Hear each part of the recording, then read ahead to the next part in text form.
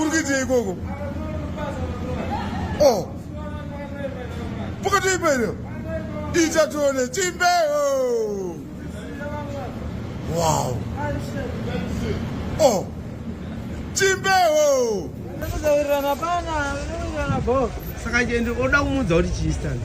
Ndomudza kuti chii zvangu. Kuti uda kudzokera yana kuti wachada kudzoka. Ndamudza. Eh?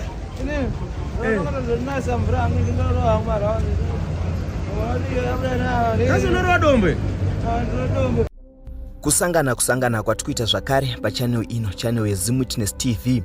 Pandinodzoka nema-updates akasiyana-siyana uye ndinoti kana kari kekutanga kusvika pano, ndinokumbira kuti ungobaya button rekusubscribe, then turn on the notification bell kuitira kuti usarasikirwe neevery update yandinodzoka nayo pano nguva nenguva.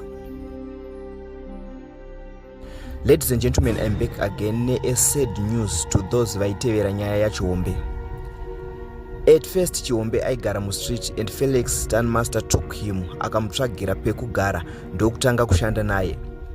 But Stunmaster aona kuti Chihombe ari kuramba achiita zvaaita achiri kugara mustreet, akabva amuendesa kurehab uko kwaakagara for more than 1 month. After rehab, Chihombe akatorwa akapinzwa basa kuCarlos Smith uko kwaanga ava kushanda. This move raChihombe rekunoshanda kuCarlos Smith rakafadza vazhinji nekuti Chihombe anga akutowanawo mari yakewo through kushanda kwaaita.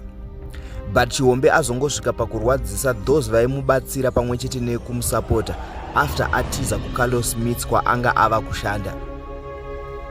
Carlos Smith confirmed kutiza kwaChihombe through Facebook post yaaisa and other video achitaura kuti Chihombe akatiza. This follows after video raChihombe riri kucirculate mumastreets esocial media achiratidza kuti akatiza kubasa achiti handizodzokere and handisi kuda kuenda.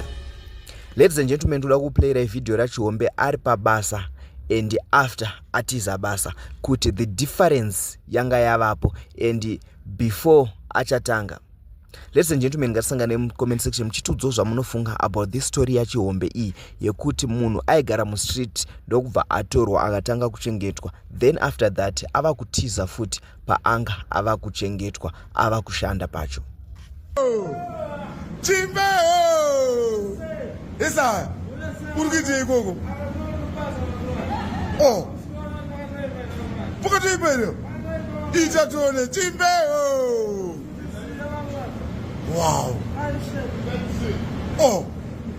Chimbeo. Kenga. Jamari.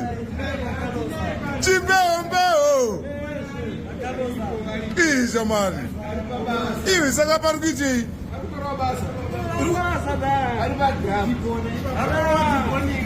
Ila nchia rukita. Yes, I. Saka Chihombe wakadawe.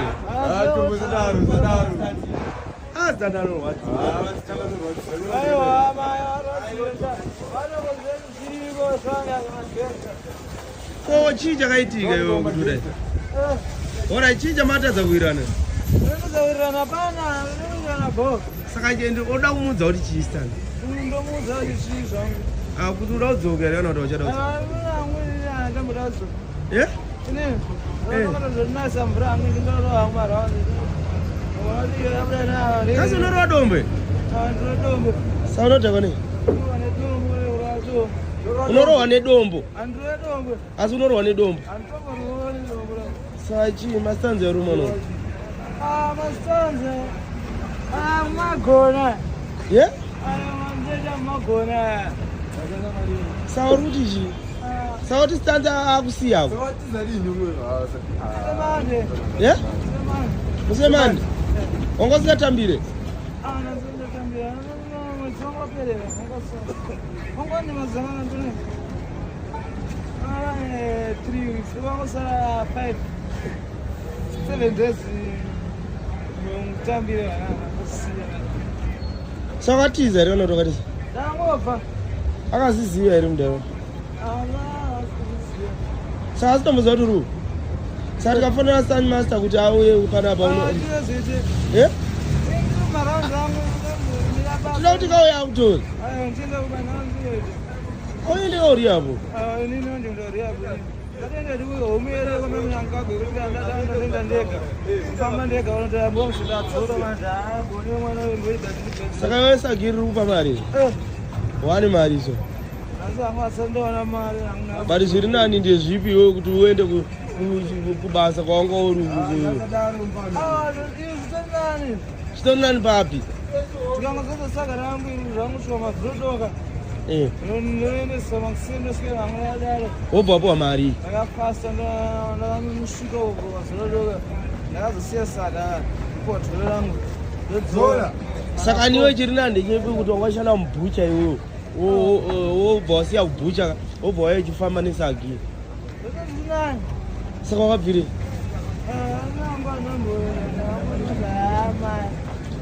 Ye?